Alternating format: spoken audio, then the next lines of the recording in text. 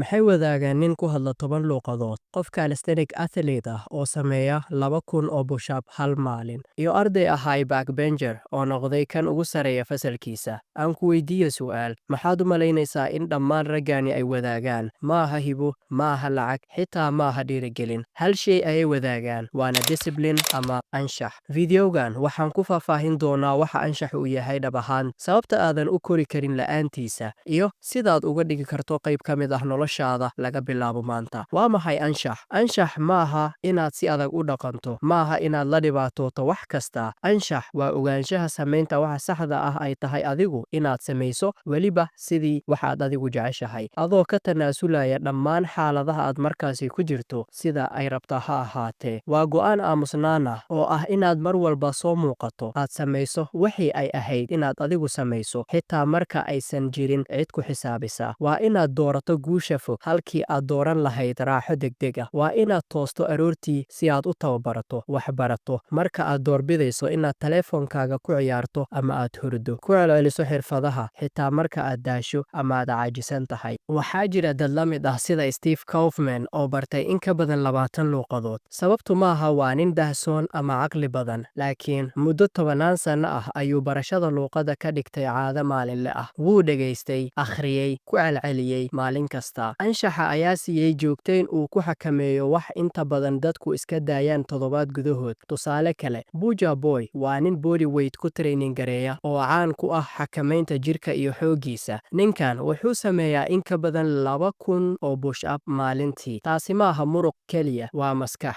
Laguma gaaro xiise ama dhiirigelin keliya, waxaa lagu gaaraa discipline ama anshax. Inaad timaado maalin walba adigoon marmarsiyo raadinayn. Anshaxa la'aantiis awoodda gudaha waxay ahaanaysaa mid xiran. Waad noqon kartaa qof caqli badan, hibo leh ama xamaasad leh, balse haddii aadan anshax lahayn, dhammaan way baaba'ayaan. Anshaxu wuxuu dhisaa isku-duubni, joogtayn, ixtiraam nafeed, horumar. Qof kasta oo guulaysta wuxuu leeyahay hal sifo, waana anshax. Haddii uu yahay ganacsade, ciyaaryahan, arday ama fanaan, sameey hal caado maalinle ah. Tusaale, akhri 20 daqiiqo ama aalamintee 30 daqiiqo isla waqtigaas maalin kasta. Dil carqaladaha, dami telefoonka, ka bax qolka, ka dhig meel aan sahlanayn inaad ka fakato. La soco horumarkaaga, isticmaal qoraal ama habit tracker si aad ula socoto heerka isbedel ama horumarkaaga. Joogtayn, marka ugu horeysa waqtiyo badan ayaad guuldaraysan doontaa, laakiin ku laabo mar kale. Taasi waa anshax. Dadku way kaa shakin doonaan, adiguba naftaada waad ka shakin doontaa, laakiin anshaxu wuu ku jiidi doonaa xitaa markay dhiirigelintu lunto. Markaad yeelato discipline, waxaad noqon doontaa qof dhammeeya wax kasta oo uu bilaabo. Waxaad noqon qof naftiisa ku faana, diirad wax saari kara, maskax ahaanna xoog badan. Ugu dambayn, waxaad ogaan doontaa anshaxa inuusan ahayn ciqaab ee uu yahay awood.